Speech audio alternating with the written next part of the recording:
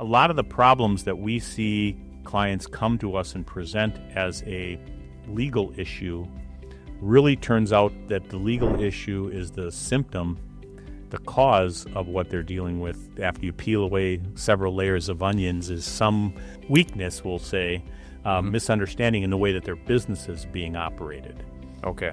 And, you know, in our society, at least I think in many parts of our state, business and profit are four-letter words. And if you've grown up since you were a little kid, constantly hearing the message that business people are just trying to rip people off and profit means that you're taking more than you should and all, when you become the business owner, it becomes very difficult then to get out of your own head and feel comfortable about making a profit, about running a business, about making the difficult decisions that need to be made. And so what we try to do is help those people, we got to solve their problem. We got to help them work with the issue that now has arisen. So we, as in the process of trying to help them resolve that problem, we also want to help take a look at what are you doing? How are you doing what you're doing? And how can we help you change, improve, modify the systems and processes that you're utilizing so that this can't happen again? Hey there, business enthusiasts. Welcome to the Chills Podcast, brought to you by All Weather Roof. Because just like a sturdy roof, our conversations are built to last. I'm your host, Brent Loberg, and we're about to dive into the world of business, family, and the moments that give us those exhilarating chills. Ever wonder what keeps successful people inspired? Well, get ready to find out as we chat with some fantastic all-weather customers, partners, vendors, and friends. We'll explore their triumphs, challenges, and maybe even some unexpected secrets. After all, business is not just about numbers. It's about the people behind them. So grab your metaphorical popcorn and join us on this journey. Get ready to be inspired, maybe even get a few chills of your own. This is the Chills Podcast. Let the goosebumps begin.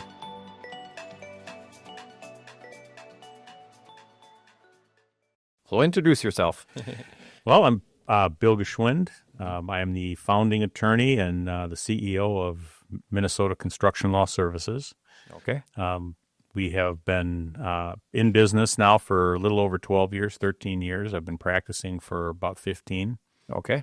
And we represent, basically we're a business law firm that represents contractors. Okay. So it's kind of a tight niche, but Sure. I really look at it as both a combination of, and primarily of helping small business owners who happen to be contractors to be more successful small business owners. Sure. And that's kind of our first focus. And then the second focus, of course, a component part of that is the unique things that go on in the construction industry, highly regulated industry in our state. Challenging times for most contractors. Yeah. But yeah, that's what we do. We have 5 attorneys total, including myself. We have a staff of additional 6 individuals. Okay. And yeah, very, very blessed. Yeah. How did Very you blessed. get into this line of work? Well, it's most everything I've done has been a pretty circuitous route. I owned an equipment rental store for a number of years. Opened that up in 1994. Owned that until about 2000 on my own, and then there was a large national rental organization or equipment manufacturing organization that opened up a rental franchise program. Bought into their program. 3 years after I got into it, their program began to come apart. I was one of the first ones in, and their program ended up coming down and took a lot of us with it. Okay. Went through pretty severe financial straits. Had a lot of debt, a couple $1 million of debt, had a bunch of equipment. We had to wind out of that, so we worked through that process. It was challenging, a little bit painful, but the first real experience I had working with attorneys. Thought the attorney I worked with did an okay job, but didn't really understand how business works and the mind of a small business owner. And I think we got a far better resolution just because the way I approached things than what he was traditionally used to doing. But we wrapped that up, and I had to sort of start all over. Decided to do some business consulting. I had an MBA at that time, and I guess I still do. Got through that winding down and decided I was going to do some business consulting, work with small business owners. So I hooked up with a couple of different companies, tried to learn the business of consulting. And kind of through that process, it just kept twanging in the back of my head that I need to find a better way to help small business owners. And decided to go to law school. So I was 48, went to law school, knew that I needed to do some networking and get out in the world and learn a little bit about how the business of law works, and now connected with a solo attorney who really worked in this space. But I wanted to work with small business owners. I wanted to work in the construction arena. That's what he did, and so he was gracious enough to take me on, and learned an awful lot in the year and a half or so I was there. He was a little bit more interested in the litigation side of the law, and I was more interested in the transactional advisory side. So after about a year and a half, we decided to part ways, and I opened up the business at that point, opened up Minnesota Construction Law Services. Okay. It was one of those, went home on a Thursday and from the office, and on Friday I went to the small bedroom and hooked up all my computers and started my firm. Wow. And just have grown it since then. So it's kind of through the pains of what you went through with your rental business and going through that whole process that you kind of thought there was more of a need. Is that kind of how it kind of formed, or is that? Yeah, I think absolutely it was. I didn't want to. I wanted, if I could help other small business owners avoid going through what I had gone through, that to me was a good thing for me to be doing, something that I really wanted to do. And I was intrigued and challenged by the law, what that meant, the kinds of things we could do. I think I've learned, obviously you learn an awful lot about the legal industry, being in it, very similar to most any other business, but most people who aren't lawyers or work in law firms, I think have a surface level understanding of what law is. It's like, lawyer's a lawyer. So when you show up at the social event and you find out that John's a lawyer, and you start asking him about the problems you're having with, I don't know, some neighbor whose basketball hoop is on your property. Sure. The assumption is that other person's an attorney, so he can give me some advice. Well, if the other person happens to be a corporate mergers and acquisitions attorney, that person knows nothing. Got it. About what you're asking about. So okay, that was part of getting into the legal piece is just kind of learning and understanding how that works, and then you really begin to understand how, from the lawyer's perspective, there's a rule or a law for everything. Yeah. And if you don't know what it is and you're not following it, then you've got a problem. We got to, corral you into to doing things the right way. Yeah. So are you representing people, like, let's just say, to help us generate a purchase agreement for all of our customers and getting all the verbiage right? And are you also representing these construction companies, like in litigation cases? Are you kind of the whole kind of process, or how does your business run? Yeah, so my focus is primarily on the transactional or advisory side. We like to refer to it more as advisory than transactional. Okay. Meaning that in the transactional side, it's a lot of what you mentioned. It's helping to draft a contract. And in large projects, especially large construction projects or large land acquisition, those kinds of things, that contract drafting and coordinating, usually with a lot of other players, finance and sellers, buyers, the different parties in the construction world, general contractors, multiple subcontractors, sub-subcontractors. That's more the transactional side. And there's a lot that gets done, and it gets pretty complicated when you get into those large projects. And for smaller contractors, whether they be commercial general contractors, commercial subs, residential contractors, could be large production home builders that build out big subdivisions. It could be smaller new home but custom home builders that maybe do a dozen homes a year. It could be remodelers. Could be storm restoration contractors, exterior contractors. They've all got different needs as it relates to their transactional work, and certainly in Minnesota, because we require licensing for anybody that works in the residential arena, and we're very, very highly regulated here. That side of it does become complicated.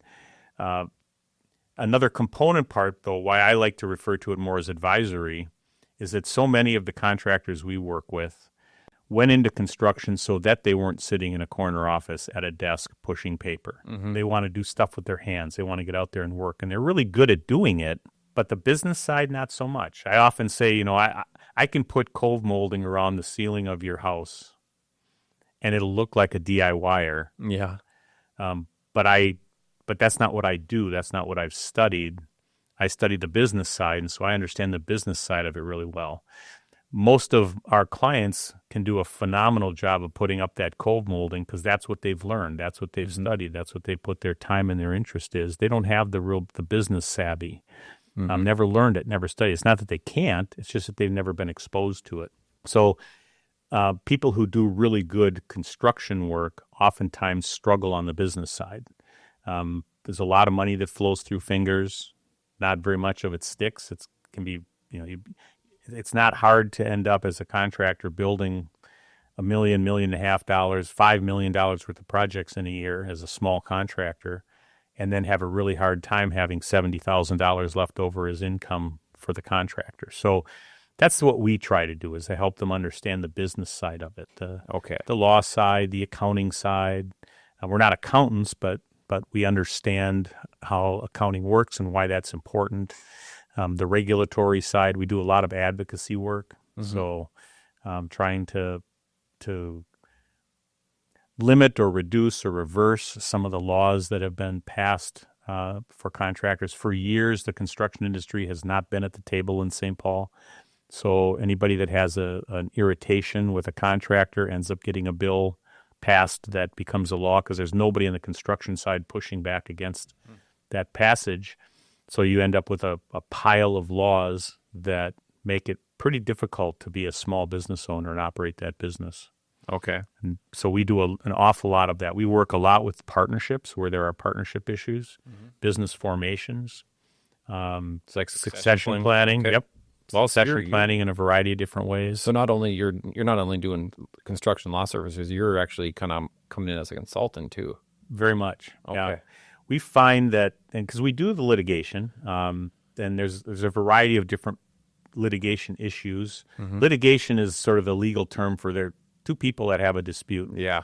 And more often than not, the disputes really arise out of a communication failure. Mm-hmm. The dispute could have been avoided if everybody knew how to talk to each other and listen to each other, and that doesn't happen oftentimes. Sure. And it's construction, so you're trying to, somebody, your customer, has a vision in their head of what they think the end product is going to look like, and they've somehow tried to communicate that vision to you in a way that you as the contractor can picture what they're looking for. Yeah. And as you're beginning to build it, what they told you they wanted and what you heard and what you're building oftentimes don't match, and you end up with a dispute.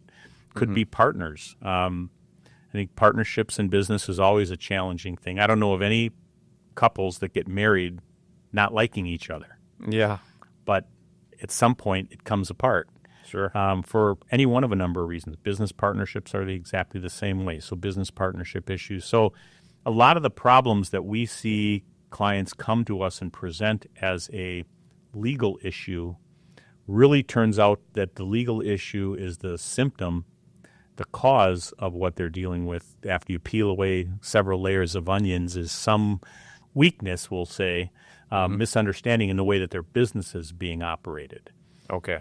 And, in our society, at least I think in many parts of our state, business and profit are four-letter words. And if you've grown up since you were a little kid, constantly hearing the message that business people are just trying to rip people off and profit means that you're taking more than you should and all. When you become the business owner, it becomes very difficult then to get out of your own head and feel comfortable about making a profit, about running a business, about doing the things and making the difficult decisions that need to be made. Got it. And so what we try to do is help those people we got to solve their problem. We got to help them work with the issue that now has arisen. So as in the process of trying to help them resolve that problem, we also want to help take a look at what are you doing? How are you doing what you're doing? And how can we help you change, improve, modify the systems and processes that you're utilizing so that this can't happen again? Got it. I'm gonna take you back a little bit. So you had your rental business. Rental store, yeah. Now you started doing within the construction law. So talk to the audience a little bit about entrepreneurship, tidbits of advice or recommendations or anything like that. Entrepreneurship is it's a road. It's a challenge. It's not for everybody. Yep. People who are employees know what it's like to be an employee. Most every business owner knows what it's like to be an employee because they have been an employee. Nobody knows what it's like to be a business owner until you are one. Sure. And I often talk about the gauntlet, what my version of the gauntlet. So the guy comes home, and we'll talk about the guys because I can relate to guys a lot better, right? Yep. So the guy comes home and says to his wife, I've decided I'm going to open up my own auto body shop. Okay. And she says, what do you know about owning a body shop? He says, hey, down at the office, the shop, I get all the tough projects. The boss counts on me. I get things done the quickest, most efficient. I know exactly how this business runs. I know everything I need to know about running this business. And so he convinces her that he can open up this business. And then Sunday night they go over for dinner to the in-laws' house, and he says, hey, I've got an announcement. I'm going to be opening my own business. I'm going to open my own body shop. And the father-in-law, wife's dad, says, hey, come on over here for a minute. And he positions himself so that the kid is, the entrepreneur is looking at the table, and he's looking at the entrepreneur, and he's saying, I just want you to know, just keep smiling, nodding your head. You ain't moving back in here. Yeah. So you better know what you're doing. And he leaves, and then he tells all his friends and buddies he's opening up this business, and he's all excited. And the day he opens, he sits down behind that desk, and he looks around and says, darn, I don't have a clue. I don't know what to do. But he's run the gauntlet. He's told everybody that he knows exactly what he's doing, and he's got all the confidence in the world of getting this done. And now he's sitting there, and who can he talk to? Who can he tell? Can't tell the wife I don't know what I'm doing. She's going to be scared. Can't tell the father-in-law. He's going to get the I told you so. All the friends, he's supposed to, he's puffed up his chest and doesn't want to be weak in front of all. And he sits around looking, I don't know where to go. I don't know what to do. And that's entrepreneurship. Yeah. That's it's the loneliest place in the world. All the problems are on your shoulders. You don't want to share the things that are going bad. Sure. Because people that rely on you are going to worry. You can't tell people that you're doing great because then everybody wants a piece of the money that you're making and all of your success. So it's this very sort of tenuous spot to be in. You go a long time with your paychecks are the ones that are sitting in the top drawer waiting until there's enough money to cash the check. Hopefully you're making the right decisions. And I oftentimes tell the clients who come into our office who are opening up a new business, I'll ask them why. Why have you decided to do this? You could go out and you could work. You're going to get a paycheck every 2 weeks. You're going to get vacation, sick time, work comp coverage. You're going to get all of these bennies. Why do you want to open your own business? And in one way or another, most of the comments I get back is, well, because I'm going to run the business better than my bosses have run their businesses. Okay. And my comment back to them always is, well, I'll tell you what, when you come in and tell me you're willing to do the things that they were doing, that's the day I know you'll succeed. And until then, it's a crapshoot. Because business owners have to make decisions that employees and customers and vendors oftentimes don't like and don't agree with, but you got to make the decisions that are going to make your business succeed. And that's a very difficult thing to do. And if you can pull that off and do it in a way that people want to continue to work for you, with you, and do business with you, then you're going to succeed. And if you can't do that, if you don't have that in you, then you may not. And the unfortunate or fortunate, depending on how you want to look at it, part of that is nobody knows what it's like to be a business owner until you try it. But if it doesn't work, it doesn't mean you're a failure. It doesn't mean that you did things wrong. It just means that it's not one of your skill sets. You don't have the stuff that it takes, just like I don't have the stuff that it takes to become an electrician or a plumber or a finished carpenter. I can do that work, but I can't do it well. I'd never succeed at it without a tremendous amount of training and learning. And you may be one who finds that the risks and the challenges of entrepreneurship just don't fit you. You may be married, you have kids, you have family to support. You don't have the financial wherewithal to be able to go through that first 5, 7, 10 years of struggle that most businesses go through. So that's entrepreneurship. I think it's a great thing if it works, but I also think it's a great thing if you end up having the reputation of being the best finished carpenter that's out there and you've got more work than you know what to do. For sure. Right? So it's a choice, but it's one of those things that most employees always think that the boss has it great and the boss makes a lot of money and the boss has all the benefits and the boss never leaves work. Yeah. The boss misses the kids' sports activities. The boss misses a lot of various family events, doesn't do things, gives up vacations. Yeah. Does a lot of things that employees don't see and don't recognize. And the boss is always needing to keep up the appearance that this is a great, lovely place to be. So for sure, employees always think that the grass over there is a lot greener than the grass I'm on. Yeah.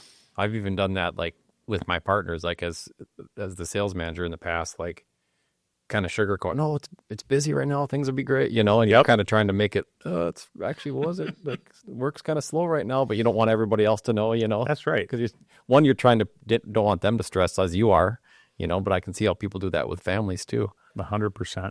Yeah, 100%. So you kind of use your because you were kind of a business consultant at one time. And now you're in construction law. So you kind of melded these two together very well, it seems like. Is that true with all construction or law services?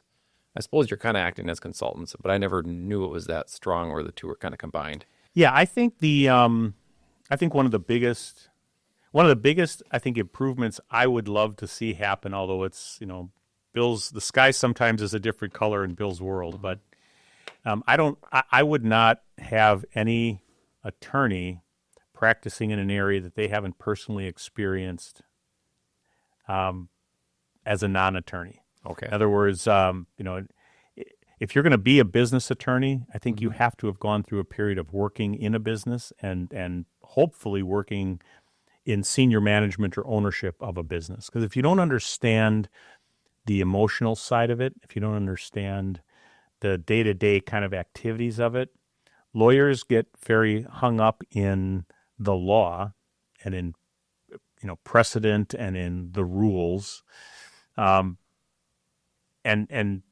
don't really have an understanding and are sort of a disconnect with what the day-to-day problems are that business owners face.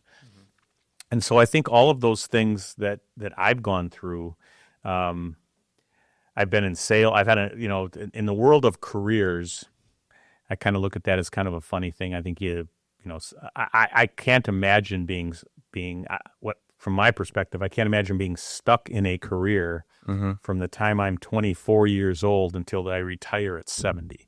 I've sold home improvement products. I've sold medical supplies. Started the rental store. I've done retail sales. I had life insurance. I was a licensed real estate agent for a while. Wow. Started the equipment rental business, did business consulting, coaching. I'm a DIY guy, so I build a lot of stuff. I love doing hands-on, all my own remodeling, landscaping, those kinds of things. Just don't do cold molding. No, I've done it, but you can tell it's DIY. I'm the same way. I would take a lot of pride in it. But I think all of those experiences come together to enable me to do a much better job working with clients. I don't think I could help a storm damage contractor work with salespeople if I didn't understand and hadn't lived the world of a salesperson. If I hadn't done door knocking, if I hadn't walked those streets and looked for people and gotten all those rejections, and understood how that piece worked. If I hadn't done sales management, I don't think I could have done that. If I hadn't owned the rental store, I don't think, and then gone through losing the business, watching what it went through. When I sit down with a client who's struggling with their business, who's having a hard time, we've had to help people close down their businesses. If I hadn't gone through that experience and understood it in my own heart, I don't think I would be able to connect with and support and help my clients through that process the way that I can do that now. So I think it's all those experiences, while they in many ways are disconnected from each other, they all come together in this sort of consulting, coaching, advising role that my position as a lawyer allows us to do.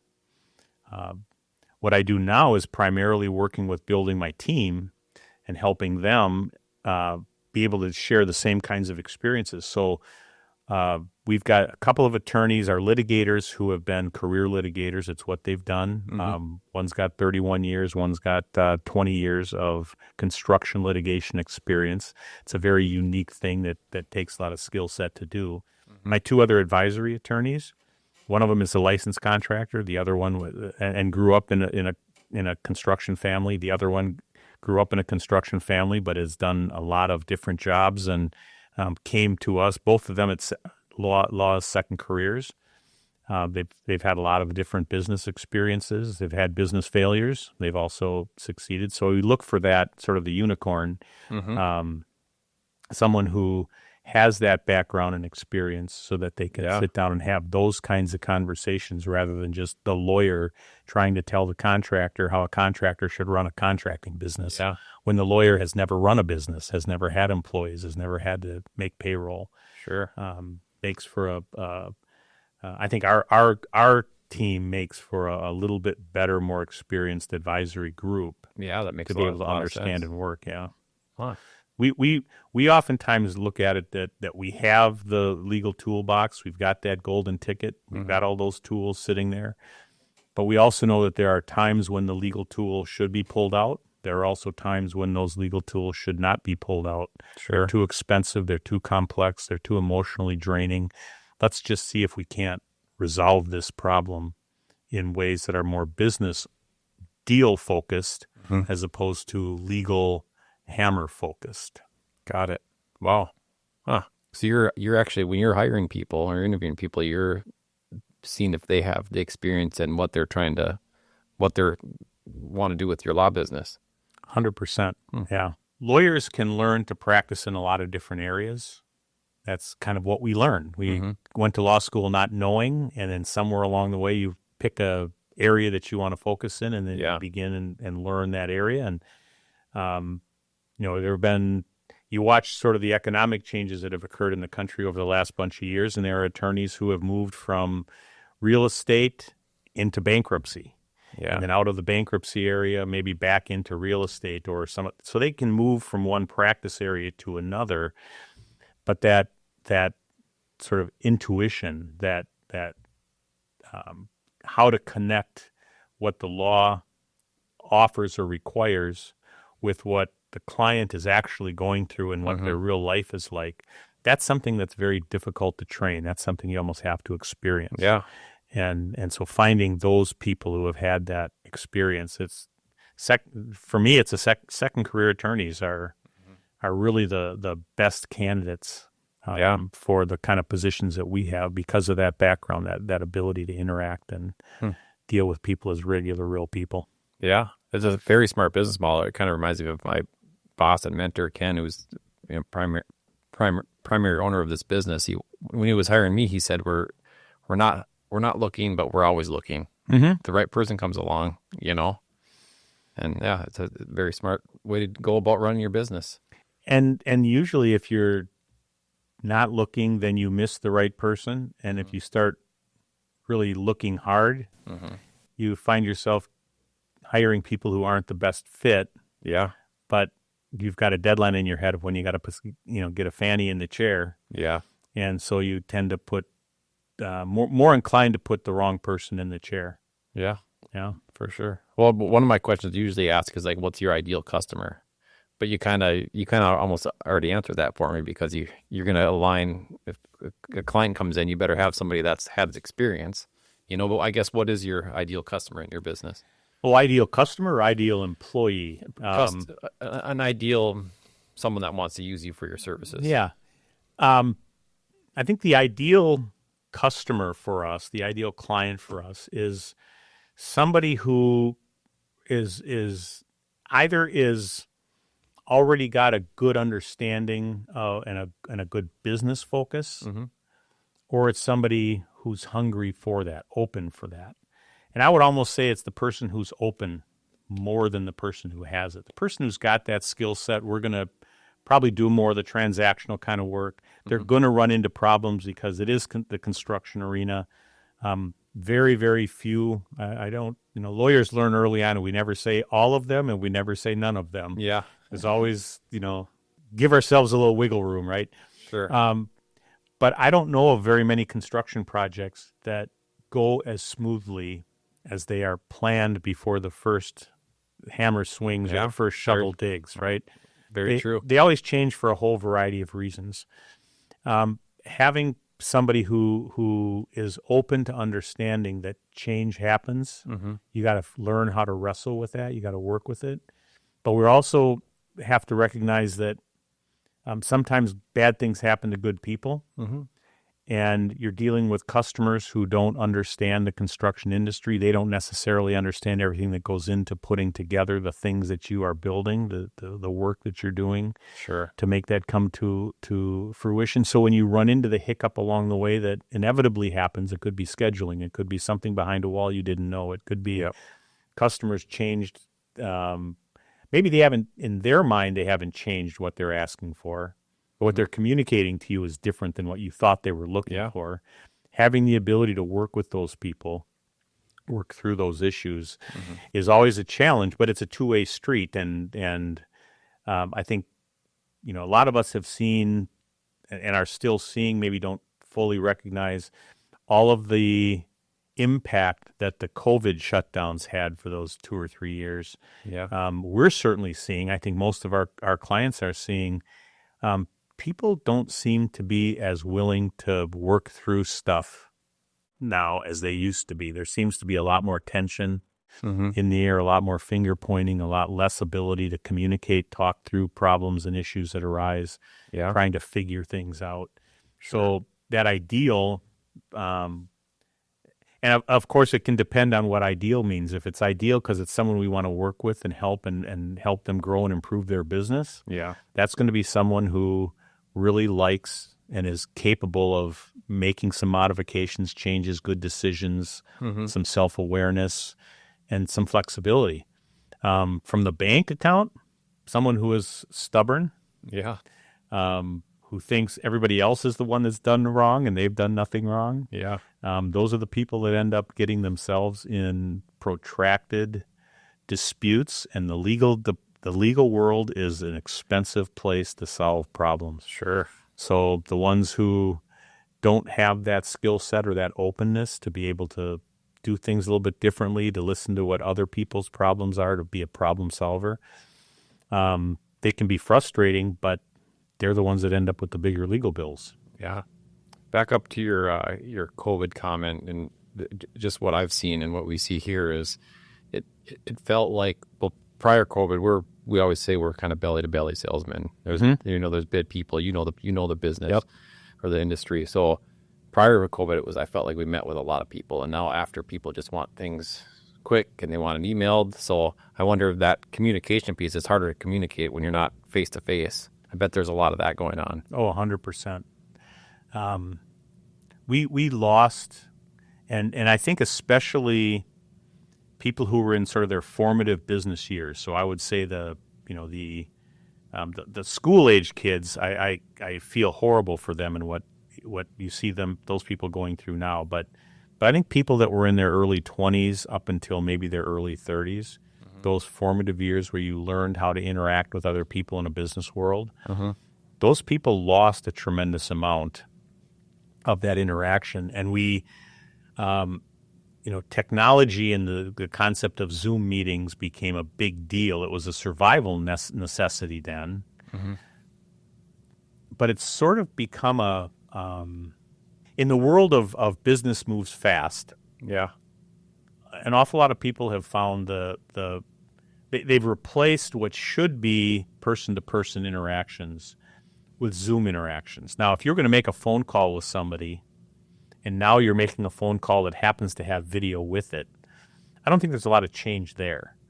But in the kinds of things you're talking about, sitting down, working through issues, maybe looking at prints, kicking around numbers, trying to look at options, it's hard to beat sitting in a room and interacting. What you lose is, in a Zoom call, you start when the camera goes on and you focus on the thing at hand, and then when the camera goes off, you're done, you go your own way. Mm-hmm. When you do those in-person stuff, there's the chit-chats that happen at the very beginning. It's, tell me about your family. Let's, you want a beer or you want the whiskey? There's some person there's the interaction that helps each of the parties see the person, the human, in the other party. Mm-hmm. So I think the conversation tends to happen in a more human way. You take that away and do all this stuff over technology and the Zoom, you've taken away a lot of that personal part of the interaction. For sure. And it makes it, I don't know if this is said the right way, but I think it makes it easier to dehumanize the person on the other side. Yeah, 100%. And then to end up in this sort of a battle of wills, a battle of wits, rather than the concept that we should both come to some kind of a middle ground or relationship that works for everybody. At least at a minimum, I can understand what you need, and as much as I would like to give you all of it, I can't, but I can get you this far, but you got to meet me. I think a lot of that is lost, and I don't know. I think we're slowly beginning to get it back, but I don't know that we're going to get where we need to. Yeah.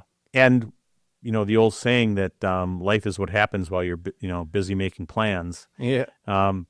The world isn't sitting still, so those skills that you should be learning in those formative years, by the time maybe you get to a place where you could be learning them, you're no longer in the formative years. Mm-hmm. So now the habits and things that you've learned don't apply as well as they could. You just don't have that skill set. So yeah, I think a lot of the issues that we end up running into are just, as I said earlier, it's an issue of an inability to communicate well. It's a lack of communication. It's a lack of being able to sit down when things aren't working exactly the way everyone wants them to work and figure out what do we do here? How do we go from here? Mm-hmm. Yeah. So the name of the podcast is called The Chills. Mm-hmm. So what in your line of work gives you those feel good, make the hair stand up on your neck, back of your neck or your arms? There are some clients that I have worked with for a long, long time. And when we first started working together, I say most of our clients come to us out of desperation. Our job is to keep them with inspiration. Sure. So these are people who have come to us. They've had a business issue, some problems. That's what brought them to us. We've worked with them over the years, and in the beginning, they had larger legal bills. We were interacting frequently, and now it's maintenance. It's getting together for no reason other than just to chat. How are things going? It's seeing the success, seeing other people, seeing our clients come to us in desperate situations, and then work their way through the problem and grow their business and operate more smoothly, and then come back to us years later and share how much better things are working now that they're sort of on track. Sure. Those are the things that we really like. We've been able to help people save licenses. That's a huge thing to be able to do. We've had, I think, when we get into situations where there are disputes and we can help people resolve them in ways that both of them are able to part ways reasonably, that's always good. Sure. I as I said, my motivation for this is to help other people who have decided to grab that brass ring and start their own business. it's to help them succeed, to help them be successful, to be able to take vacations with the family, buy trucks, Yeah. Live comfortable lives. Those are things that give me the chill, the good feeling, Sure. the feeling I'm doing something worthwhile. Yeah, that makes sense. And I like how you went from business consultant to, and you're still kind of doing it, but you're kind of, now you got your law degree, and I like how you kind of combine the two. It worked for your business. I think 50% of my day is really spent more doing business coaching and consulting than it is doing lawyer work. Sure. It's just drilling down to why are we having this problem? Why is this the issue? So how do people get in touch with you? They can get us on the website. Yep. Our website is mncls.com, www.mncls.com. There's your radio voice coming out again. There you go. Our phone number is 651-484-4412. We're doing everything we can to help all the AI search bots. Sure. You go on AI and look for a business lawyer, construction lawyer, that we're found. Same thing with the Google searches. So do a lot of that kind of work. I'm trying to grow our social media a little bit. Yeah. I'm an old guy, so I'm having a hard time understanding the value and benefit of social media. But Yeah. my staff is helping me. Sure. We're figuring it out. Yeah. But yeah, look us up. We're Very cool. happy to help any way we can. Thanks for coming in. My pleasure. Yeah. Good meeting you. Appreciate the invitation. Yeah. Nice this was meeting. fun. And that's a wrap, folks. A huge thank you to our incredible guests and, of course, All Weather Roof for making this podcast possible. If you enjoyed these conversations as much as we did, don't forget to hit subscribe and share the chills with your fellow business aficionados. Remember, it's not just about business, it's personal, and it's all about the people. Stay inspired, chase those dreams, and let the chills guide you. Till next time, this is Brent, signing off from the Chills Podcast. Catch you on the flip side.